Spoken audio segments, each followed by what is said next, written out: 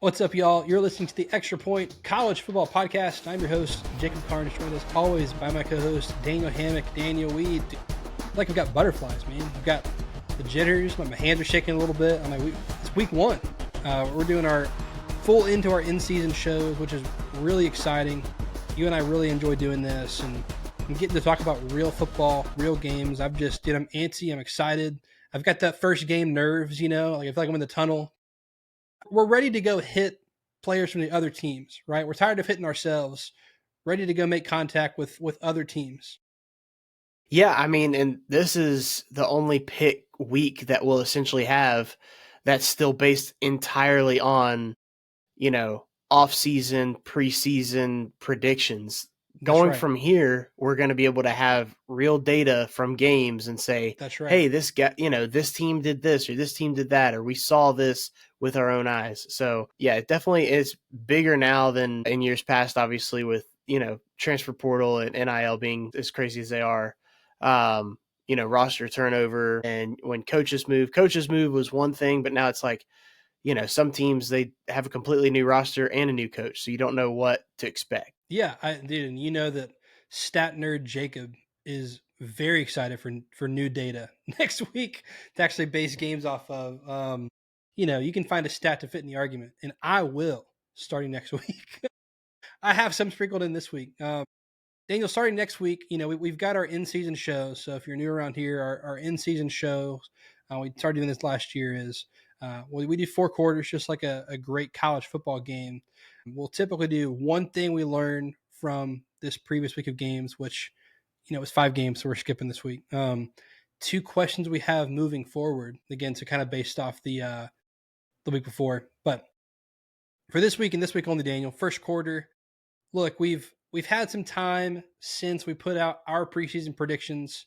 Teams are going over and under on the win total, kind of like we've picked national champions, we've picked conference champions. Is there, for the first quarter, is there one team you now feel like, we're really close to the season now, we're right here? I think I was probably too high on that team. Yeah, it's tough because you're almost like you want to prove yourself right with the prediction over the course of the year, but I'm a little nervous on Nebraska.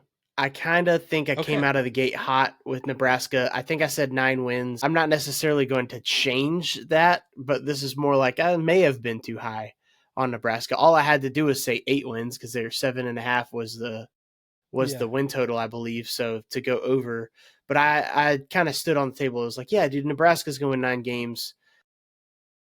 They certainly can. I think it's a lot of it is related to schedule, is what I pointed at. But yeah, they're going to play tomorrow night, so I want to see what they do against Cincinnati. But yeah, that's kind of my gut. Is may have been a little high on this. I'll stay in the Big Ten. One team I think I was too high on is Michigan. I am nervous about the defense. I think that they have 5 losable games, 4 of them before the end of October. And so I'm worried about, look, they play Oklahoma next week. They've got Nebraska before the end of September is over with, and Nebraska could be undefeated heading into that game. They've got USC and Washington back to back. USC on the road, Washington at home. Those are both losable. It's a tough, they named Bryce Underwood the starter. I think I'm projecting towards the end of the year of if they make it through the schedule, I think they can be dangerous. I'm worried about receiver. I had them at 10-2 in the playoff, and I'm not feeling, if there's a playoff team I have in there that I feel the least good about, it's definitely Michigan after digging more into it. So I'm not as high on Michigan. Daniel, second quarter here, we'll get started. 2 teams you feel like you weren't high enough on. Maybe 2 teams that you're like, maybe you picked them to do good things or bad, but now you're like, the more camp intel we read, the more my mind is changing. I think I should have been higher on these 2 teams. Yeah, I think I was already still high on Alabama, but I had them at 10-2. I think that the more I look at this team, team talent composite just dropped yesterday for 24/7. You're starting to put the pieces together, and there's a lot more that I feel good about Alabama than I feel bad about them. And we mentioned in the offseason about how in our SEC predictions, isn't it crazy that like Kalen DeBoer technically he's had not technically is true, the most wins of any first year head coach at Alabama, 9 wins. So it felt like a step back because you went from Saban, who had his well established, dynasty, down to Kalen DeBoer. But I mean, for him to basically hit reset on it and still win 9 games last year, definitely, I'm bullish on them going into this year, and maybe I sold them a little short. I still, 10-2, that's not a crazy sell. They've got a tough schedule, but they could certainly, I could certainly see them being 11-1, even 12-0, if things strike the right way for them. So that's one of the teams. The other team, Oklahoma, I think that I Okay. was trying to get off of Oklahoma because I felt like there was a national narrative kind of pushing, John Mateer, the transfer from Washington State. But I'm on the Oklahoma defense and just overall bad luck that they had last year. I felt like with injuries and things like that. If they I don't need Mateer to be an elite quarterback. Like some are saying he's going to be. Pate has him, what is his Heisman front runner? Yeah, His he has a Heisman ticket for him to selection. win the Heisman. Yep.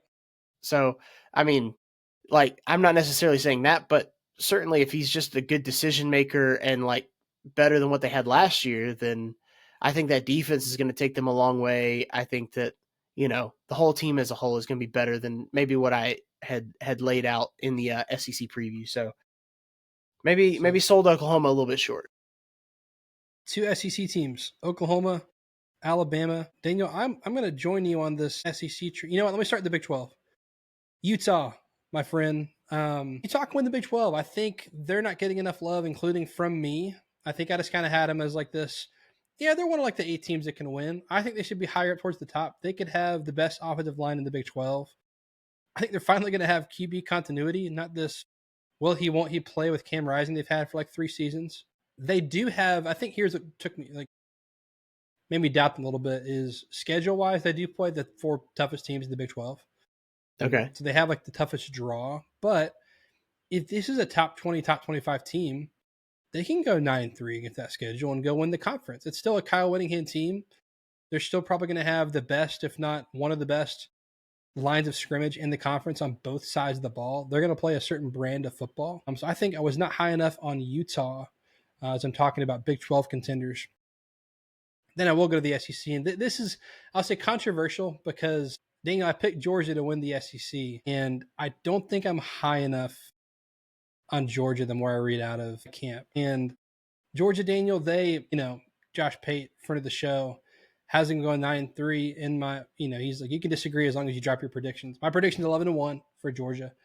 And I'm going to stick by that. But I think that they have I think I should have considered them a lot more for the national champion because number one, the schedule's easier than last year. And I think the team will be better than last year. They went 10-2 and won the conference. So if the schedule's easier and the team is better, and like key components of the team from last year, again, we got to roll the ball out there and see, but like appears to be fixed. Wide receiver, Right. Dylan Bell, who like, did he lead the team in receiving last year? I can't even remember. Like he was a I think it's starter. Arian Smith. Dude, he's going to like, I mean, if you look at like best receivers in the roster right now, it's probably sixth. And that's a good thing for Georgia because you could argue he's one of the best receivers in the team last year, and like he's probably in a good way.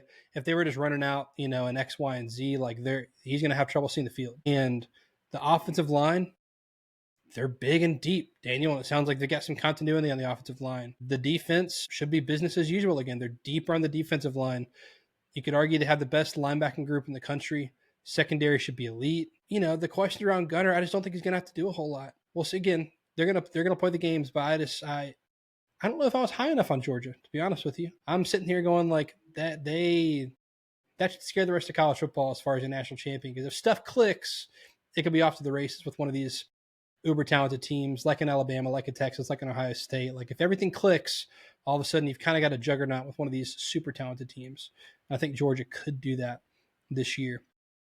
Daniel, halftime during the season, sorry, next week we'll have an updated extra point rankings. We'll have an update for that next week as our halftime. For this week, though, Daniel, we did have one like pretty good college football game, not pretty good, really good college football game last Saturday in Farmageddon.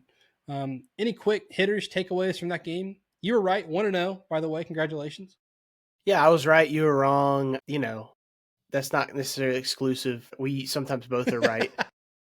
In this case, it was just fun that we both kind of had our Big 12 champ that we had picked, and they play in the first week. And I said Had Rocco to roll Beck with was them. best quarterback, and you said that Avery Johnson was best quarterback of the Big 12. So like we're like, let's just roll it out there and see, man. We both just took our team, and I got the dub, but you posted about the on Twitter about the win expectancy, and I think that's going to be a theme we see throughout the Big 12 this year.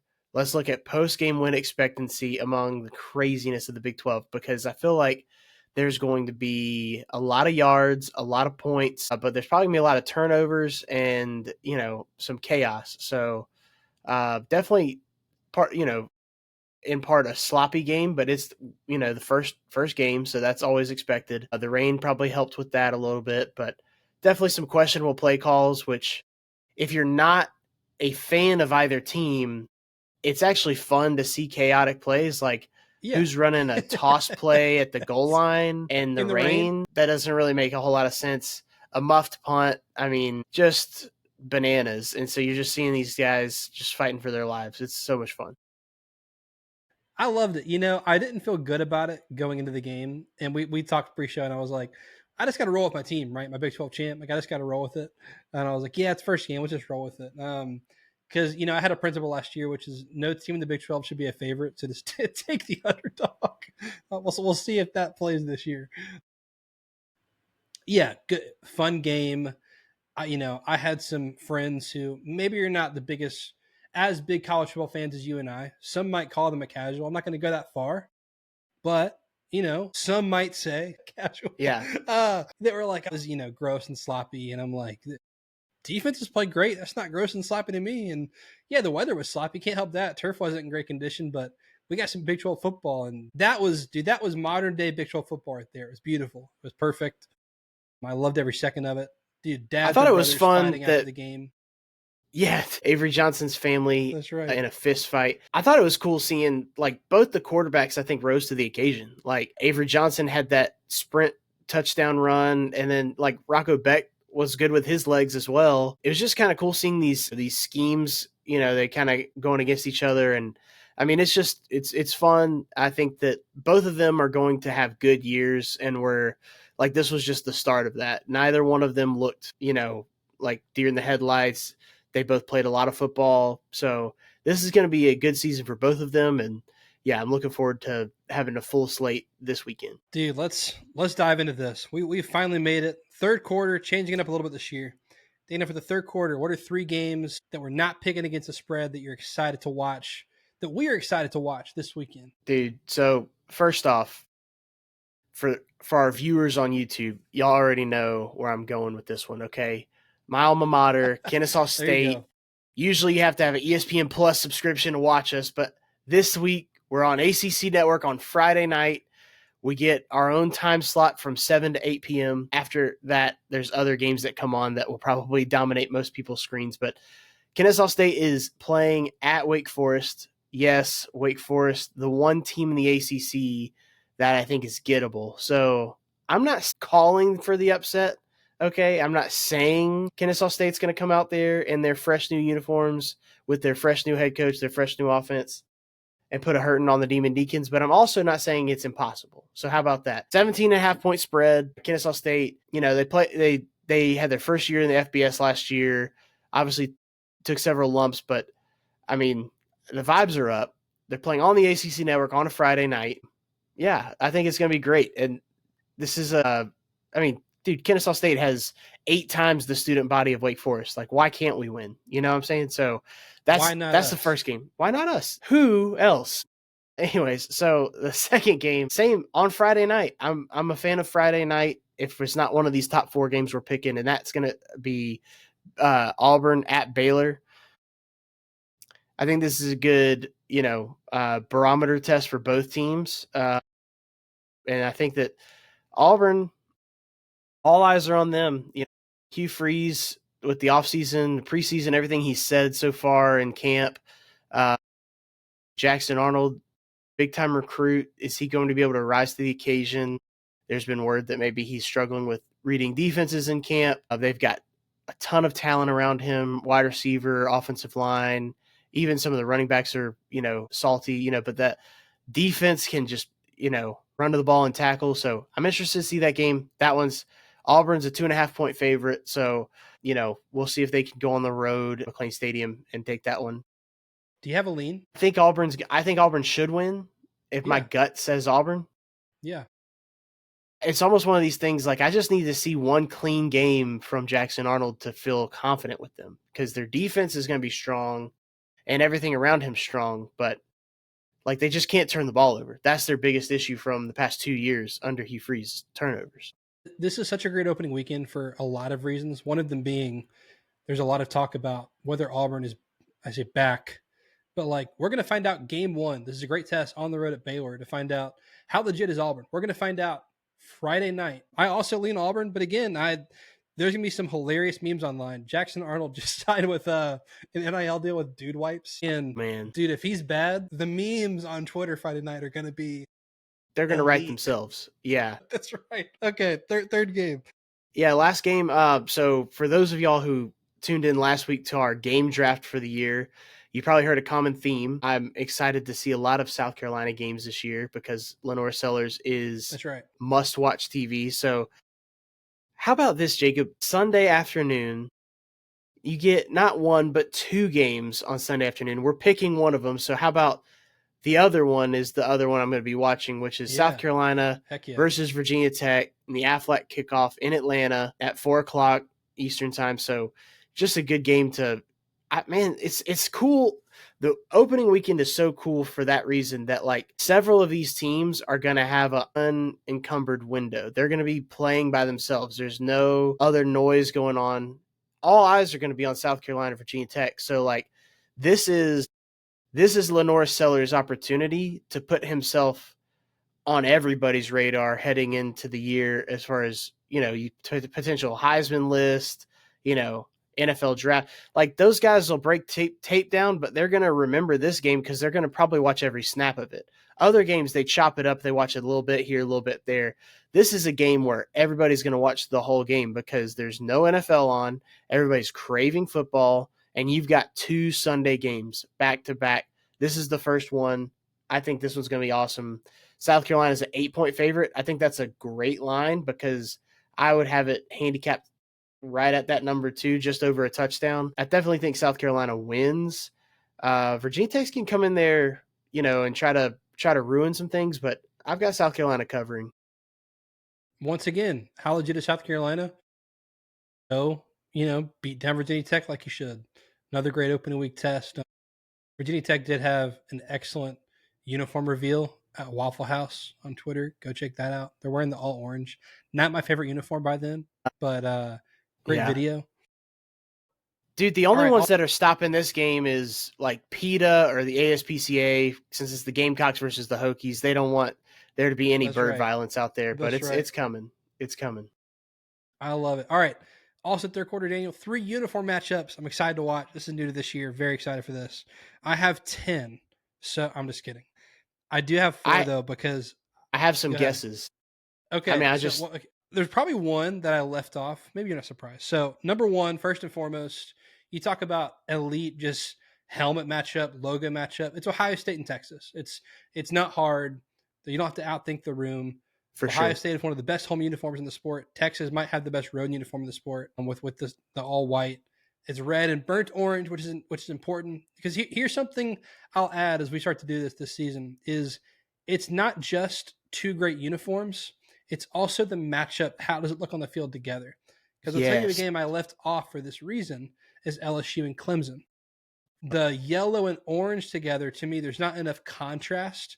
That doesn't look amazing on a field together. Georgia, Florida, red and blue. The contrast of red and blue is excellent.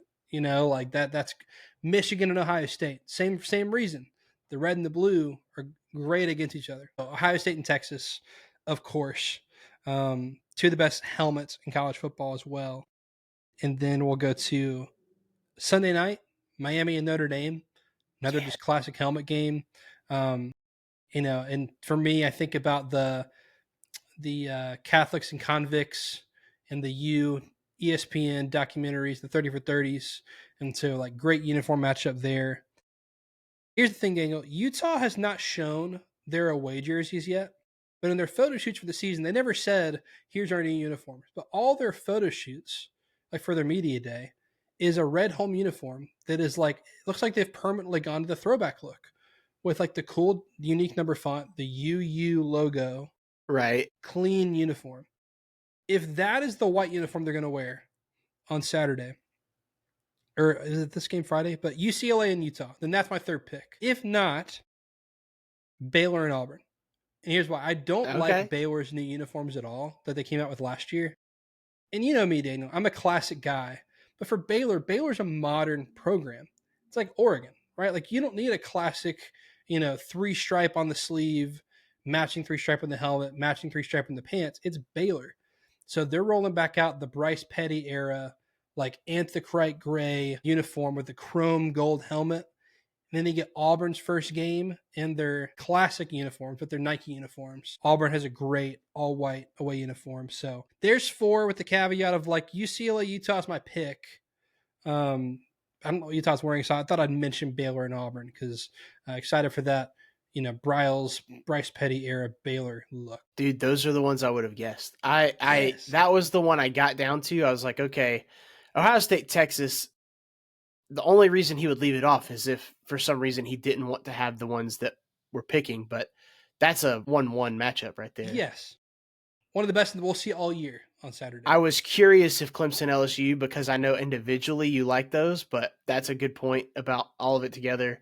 Miami Notre Dame, I was nervous that Miami was going to cause you to leave this one off because that would be the only reason I could see. But yeah, together they're great. But yeah, the one I was like, if I was looking through the whole schedule, I was like, dude, in the Rose Bowl, you've got UCLA and Utah, just kind of that classic, and like you've been talking about, red versus blue, where it's going to kind of, those colors are going to pop. So it'll be good. It'll be good. And UCLA is one of the best uniforms in the country. I'll add a cool uniform thing that Miami Notre Dame has going for it. I like a good matchup of, say, like home team is in like white helmet, color jersey, white pants, and then away team is in color helmet, white jersey, color pants.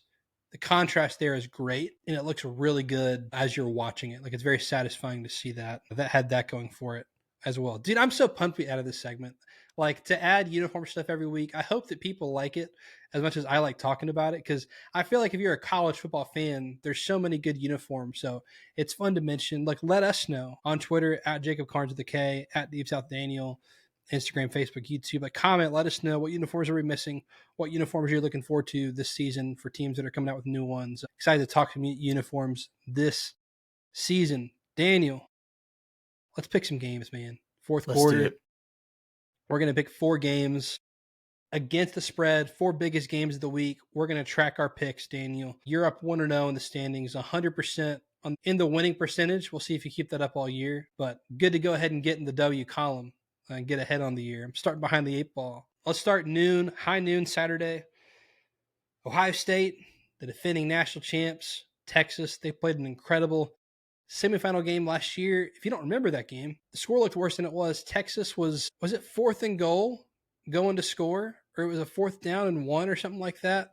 When Ewers dropped the ball, they scooped it up and took it back to the house to win by 2 touchdowns. Like this is a game that was going down to the wire. Score looks worse than how good the game was. Ohio State, of course, goes on to beat Notre Dame for the Natty. Texas, I don't know if you've heard, but Arch Manning is their quarterback. This might be news to people listening. Probably the single most hyped recruit and quarterback of all time. He's waited his turn, and he's got the last name Manning, and I think he's going to be a very good quarterback. They're going on the road to the Horseshoe in Columbus, high noon.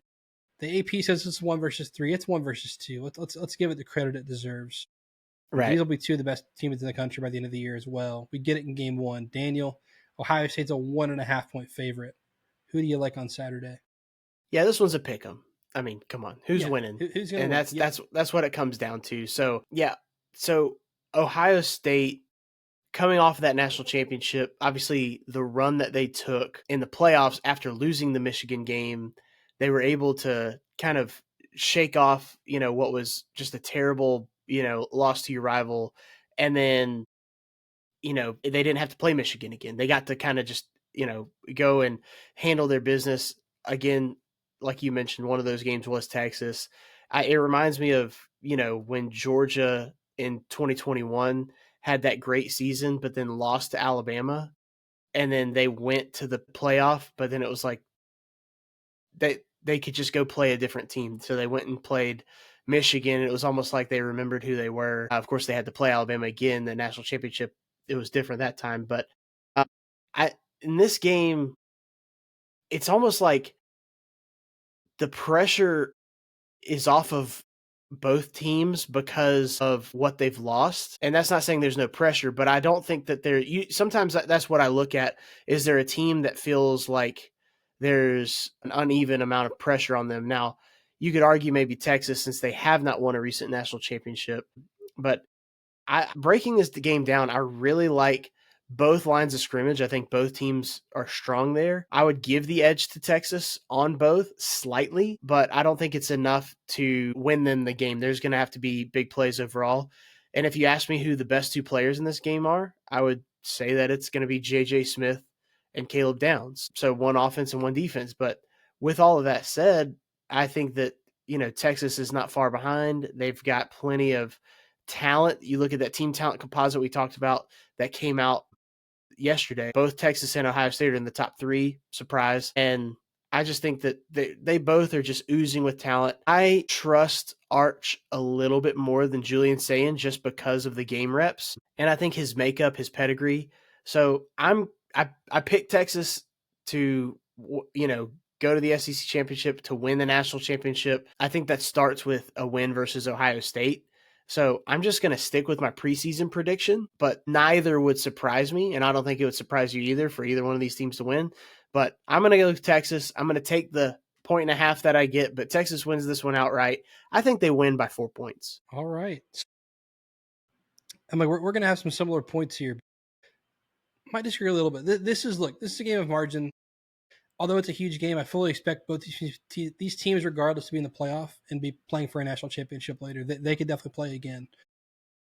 You mentioned one thing. I think best two players in the field both play for Ohio State when the ball's on the field. So when Ohio State's offense is on the field, Jeremiah Smith's the best player in the field. When Texas' offense in the field, I think the best player in the field is Caleb Downs playing safety for Ohio State. But as far as the lines of scrimmage, though, because that's what's really going to decide a game like this, I give the edge when Texas's offense is on the field. I go edge Ohio State a little bit. Texas has to read. I mean, look, both of these teams just reload with talent. But 4 new starters in the offensive line. You've got a little more continuity on the Ohio State defensive line. I'm going to give them the edge a little bit. I think when the Ohio State offensive line is in the field, I put wash. Like, I think it's I could see edge Texas. But again, I think the edge talent at Texas is elite. I have questions about the interior defensive line in game one. All of this is relative for these teams, right? So questions for Texas are different than questions for, pick your team. But interior defensive line is a question. Ohio State is the best wide receiver room in the country, and it's not just Jeremiah Smith. I saw someone predicted that Brandon Ennis would lead Ohio State in receiving this year, just because of how many teams are going to key on J.J. Smith, and that's just going to open up these. Oh yeah, you mean the other 5-star that's waited his turn and is now a junior and playing for Ohio State? And then Ohio State secondary might be the best in the country this year. So Texas has got Wingo, and they've got other guys that have waited their turn there. But I just I'm leaning edge Ohio State here. The game's at home. I also think there's less pressure on Ohio State to win this game. Of you just won the Natty. If you lose, who cares? I mean, you just watch your team go 10-2, lose to your biggest rival, and win it all. I think there's going to be much more pressure in week 14 for Ryan Day this year. Different question for the Michigan game. In week 1, I think there's less pressure on Ryan Day and Ohio State. I think they play loose, and I think they edge Texas out in this game. Still picking Texas to win it all. I think Ohio State wins round 1 here in Columbus on Saturday. So I'll lay the points. Give me Ohio State over Texas on Saturday. Can't wait. Can't wait to watch. All right, let's go to 3:30, Daniel. Florida State, Alabama. You're talking about a team that you weren't high enough on. I have them in my national championship. They're coming in as 13.5-point favorites. You've been high on Florida State. You've got them playing in the ACC championship. Something's got to break here, Daniel. 13.5 points, though. So you've got some room to play with. How do you feel about this game on Saturday? Yeah, I'd love to middle this game. I'd love to, be like, oh, Alabama wins, but Yeah, Florida State keeps it coward. close. Yeah, exactly. But no, no, I mean, this one's got storylines for days. Okay, you've got Gus Malzahn as offensive coordinator Yes. for Florida State. You've got Mike Norvell allegedly turned down Alabama for his head coaching job. You've got Squirrel White, who, torched Alabama and, 22 and 23 for Yeah. Tennessee. He didn't have anything last year, but those 2 years before that he did. So he's transferred in as a wide receiver for Florida State. So you've also got Roydell Williams, who is a Alabama transfer at running back who was injured last year, and I fully anticipate to have a big year this year.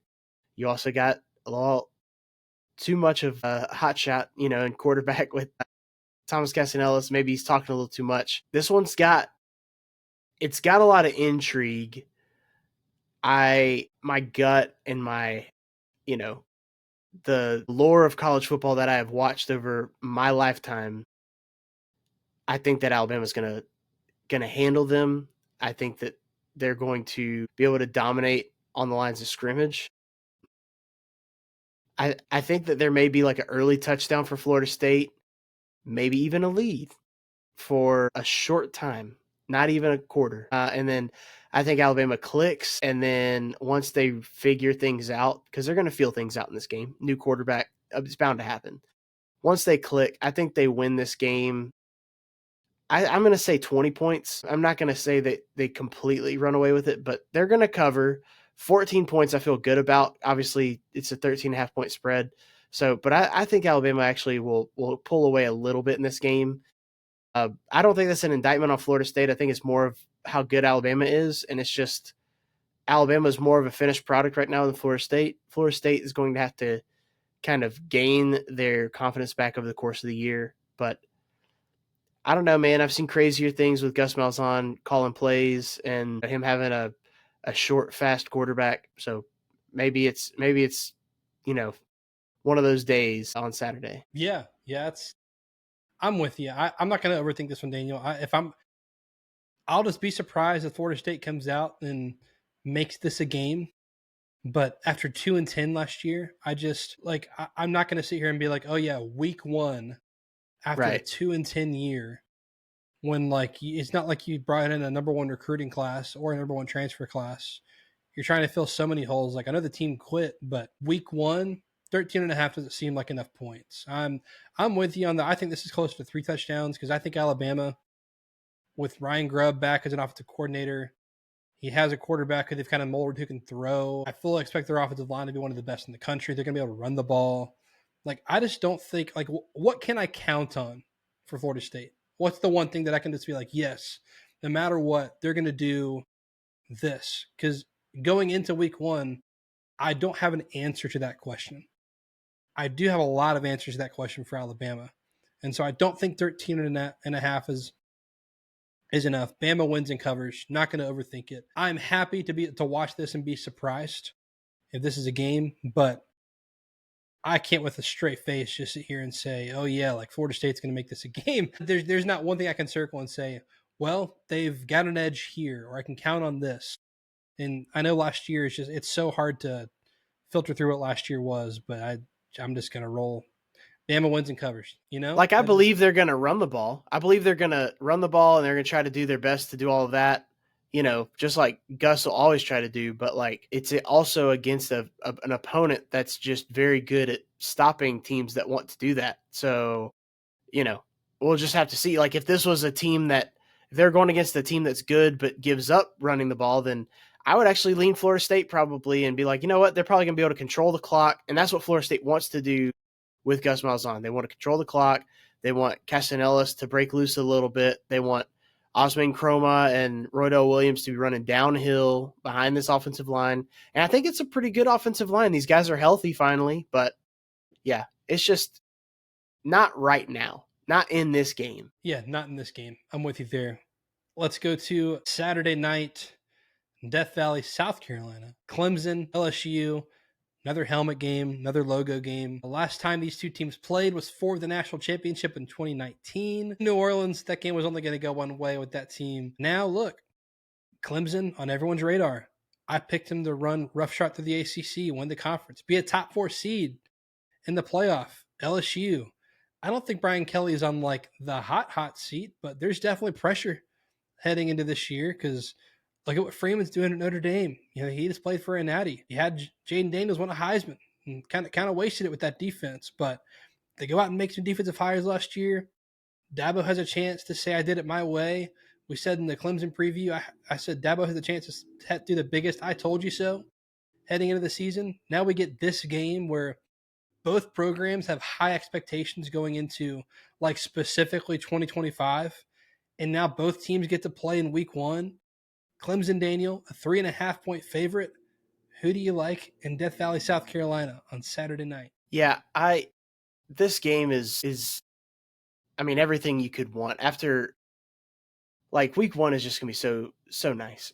Starting day with Ohio State, Texas, you get to see Alabama, Florida State in the middle of the day, and then it all crescendos to this night. You know, we joke this is Tigers versus Tigers, the battle for the real Death Valley, all that kind of stuff. LSU has had tremendous trouble winning week 1 games under Ryan Kelly thus far. In fact, they have not won one. Even on the years that they've had, success, they found themselves losing to Florida State in those neutral site games. And then last year to USC. This year you'd expect, okay, well, those other games were neutral site and they lost. So transitive property, this game's on the road against the top 5 team. They should lose. I don't know, man. I'm really high on LSU this year. Offensive line is probably my biggest concern because they lost some NFL studs, the guys that are playing in the league now. And so they're going to have to make up for that. But otherwise, I think they've got strong running backs. The transfers that they received at receiver, Barry and Brown, and Anderson, who was already there, who's their main target. Obviously, Garrett Nussmeier. This is 2 guys. This is going to be NFL tape for sure because you got 2 of the top NFL quarterbacks that are going to be, drafted next year, and you got a bunch of guys all over both defenses, I think. This is like the first time that Harold Perkins and Whit Weeks are both healthy for LSU. And so this is the healthiest they'll be because it's week 1. So live it up. But if they both play the way they're supposed to, I forget the guy's name, the transfer from Houston, the safety, that I think they did the work on the defensive side to have a competent defense to be in this game. But I mean, I think the best on best is going to be LSU's offense versus Clemson's defense during this game. I'm going to go LSU. I think that they're going to find a way on defense to make some plays that will rattle, Cade Klubnik over the course of the game. I say rattle. It's going to get him off of his spot where he wants to be. He's not going to get to play the clean game he wants to play. And I just think that LSU is going to win outright. So I'm going to take these 3.5 points. I think Nussmeier has a clutch gene that is important in games like this. And I think Brian Kelly gets his first week 1 win for LSU. So give me the Tigers. Give me LSU plus 3.5. But I think they're going to have the outright win. I thought you were going to go a different way than that. This is the game I have the most notes on. So, Daniel, you mentioned it. Brian Kelly's not won an opening game at LSU. It goes beyond that, though. They've not won an opening game since 2019 when they beat Miami on their way to that natty run. So they're actually 0-5, 0-6 in their last 0-5 in their last 5 openers. 0-3 under BK. Clemson, since 2020, same time period, is 4-7 against P4 non-conference opponents, including 0-3 against the SEC last year. And in 2022, they also went 0-3 against SEC opponents. But this is just beyond SEC, against Power 4 non-conference opponents. And Clemson still kind of run roughshod to the ACC, but 4-7 against Power 4 non-conference opponents. Daniel, this is a classic. A movable force meets or a stoppable object meets a movable force. And something's got to give here in week 1 because Clemson either got to show up against a team with a roster as good as theirs on paper, and LSU is going to have to win a week 1 game. The question is, who needs this more? And who is pressure more on? Who do you think? Who do you think is under more pressure to win this Week 1 game? I mean, that's a really good question because It's you could tough. argue about conference prestige is why I would lean a Clemson way, and for Brian Kelly's well-being, I would lean LSU's way. So I think that both of those are two different topics. So they're You're two right. different reasons completely, but like Clemson needs to shake this we can't beat the SEC for committee potential purposes if they are not the ACC champion and they want to make the playoff. That's going to be important. LSU, on the other hand, could lose this game and that's not going to affect them strength of schedule wise or anything like that. Or, but Brian Kelly is he's not in the pressure cooker. It's kind of the Jimbo situation. Like he's just making so much money that like every little thing is a big deal. So until he wins, it's just going to keep being a big deal. And he started out his career, or his LSU tenure by beating Alabama and going to the SEC championship. So he basically started out too hot. So, anyways, this game, I think I would lean that it's more important for Clemson. They have more pressure as a whole, but yeah, you could argue it both ways. Yeah, I went into it thinking LSU has more pressure. I think that, but Clemson, I think beyond even conference prestige, I mean, this is 2025 is Dabo saying, I can still win my way. We did things differently at Clemson, and I'm going to prove that I can still do it my way. Like that's 2025 for Clemson, where they have one of the most veteran rosters in the sport, and it's a talented veteran roster. Like they don't have a lot of transfers in or out of the program. This is their guys, their culture. This is their chance to say, no, we still can do it my way in 2025. So I think like to do that, you start with an opening win against LSU. You mentioned that LSU is in a pressure cooker of like they've got a roster that I mean, dude, I've seen so many people picking them to not only go to the playoff, which I did, but winning the SEC, playing for or winning a national championship, which I mean, I'm high on LSU and I'm looking at that being like, you're nuts. Like believing that. Because I'm like, I need to see it first. I need to see it all come together. I like Blake Baker. I think they've made the right defensive hires for LSU. Does Clemson pick on Harold Perkins? Because he's still playing, I mean, he's playing a Sam in this LSU defense. And if they start to spread it out where he's in coverage, I mean, he showed it last year. Terrible in coverage. Like terrible in coverage. So, and Clemson finally has some wide receiver depth to do that. But again, I watched this Clemson offense in person last year against Georgia. I'm not trying to say LSU's defense is on par with Georgia's, but it's got the same kind of athletes, and they couldn't move the ball. Daniel, they couldn't get it to midfield against Georgia last year. So can they do that? Both wide receiver groups are going to have, I think, going to determine how this game goes. I think it's going to be a higher scoring day. If Clemson shows up and shows they can play with these guys, I think so. But man, again, I'm just like something's got to give here. I think Brian Kelly wins his first opening game, and LSU gets it done. I was leaning the other way when I went into this, and I'm just I like LSU to be able to outscore Clemson here in this game. I think this is like a 38-35 kind of game. LSU gets a big win on the road. And again, it's kind of, Clemson can go 11-1, go undefeated in the ACC, win the conference, but I think LSU wins this opening game here. So thought we were going to be on opposite sides on that one. Turns out we are not. Let's go to Sunday night, unique to week 1 for college football. Sunday night, we get Miami, Notre Dame, Catholics versus convicts. Kind of a classic throwback kind of rivalry from when both these teams are at the top of the sport. We get it here in the pseudo ACC game. Opening week of the season, you got Cristobal with his best roster. They had the number 1 offense in college football last year, number 1 overall pick. A lot of turnover, but they bring in Carson Beck. And look, Carson Beck going into the season last year, he was the one projected to be the number 1 overall pick. So that talent's still there for Carson Beck. Notre Dame goes all the way to the national championship, loses that game. A lot coming back for them. New quarterback for them with CJ Carr, who was named the starter. Took a little bit longer for him to win that starting job. Notre Dame, a 2.5-point favorite on the road for this opening game against Miami. This one's exciting, man. Who do you have in Miami on Sunday night? Yeah, I think that this is more like, do you trust a quarterback versus an overall team? Because I think Miami does have the better quarterback. I like what Beck Agreed. brings to the table. Obviously, that was something big last year with Cam Ward and just how he kind of overcame. You look at all the guys that went to the NFL alongside him; they all got cut today or this week, and so that was something that I think that you got to look at, like, the talent around Carson Beck, the defense. All these guys were highly touted. I just think that the development on the Notre Dame side, team wide, is better. I think they have a stronger running game, stronger lines of scrimmage. I think they have a much better defense.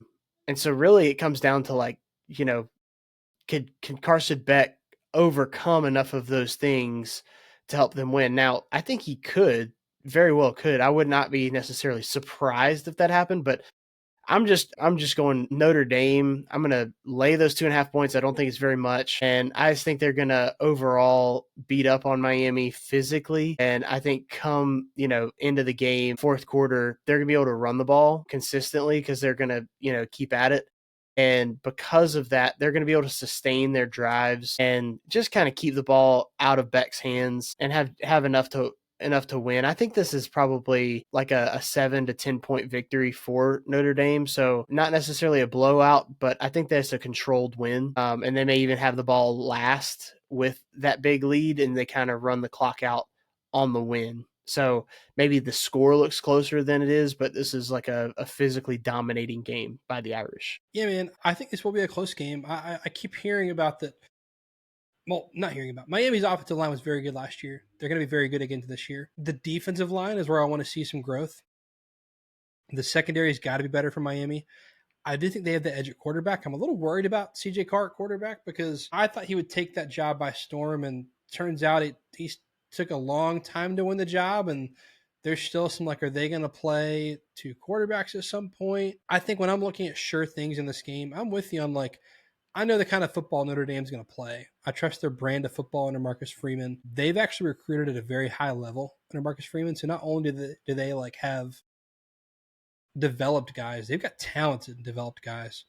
I think the Miami secondary could decide the fate of this game. If they're good, I think they can start to lock down Notre Dame where, again, they've got the guys to play a lighter box and stop the run, or just commit to it if Notre Dame's wide receivers can't overcome that. I think it's a lower scoring game, Daniel. Again, like in a game of margin, because I think this is a close game. I don't know if I think it's going to be as physically dominating as you do, but I do think this is like a 3-point game, and we're looking at a 2.5-point line. Good line by Vegas here. I could see this thing being like 24-21 at the end of the game, and I am going to take the Irish. I just think in a game of margin, I watched Marcus Freeman of Notre Dame outcoach Kirby Smart in Georgia in the Sugar Bowl last year, and I'm going to give coaching edge to Notre Dame because I've seen Mario Cristobal choke away some close games, and I'm going to need to see it to believe it. I think Notre Dame goes on the road. I loved watch what they did last year against Texas A&M, where they just kind of, I mean, to your point, they kind of walked in and physically dominated A&M, and close-ish final score, but it's like, man, A&M just, if you watch that game, the whole time you're like, I don't think they really have a chance as you're watching it. And maybe this is that kind of game for Notre Dame, but I trust their brand of football more. I love this, Daniel. Notre Dame to win and cover. Week one's fun because we really don't know a whole lot yet. So I don't know if I'm happy or not happy that we're aligned with 3 of the 4 picks. So hopefully, I go 4-0 and you're 3-1, and we're even going into the next week. But this will be great, man, because after this week, we're actually going to have real football we will have watched, real eyes to put on games, real data to back it up. Very, very excited for not just this Saturday, but this weekend, man. It's going to be great. So excited. This is what it's Love all it. about, dude. That's right. All right. So picks against the spread. Ohio State and Texas. I've got Ohio State to win and cover. You got Texas to win outright. It's 1.5. That's a pick 'em.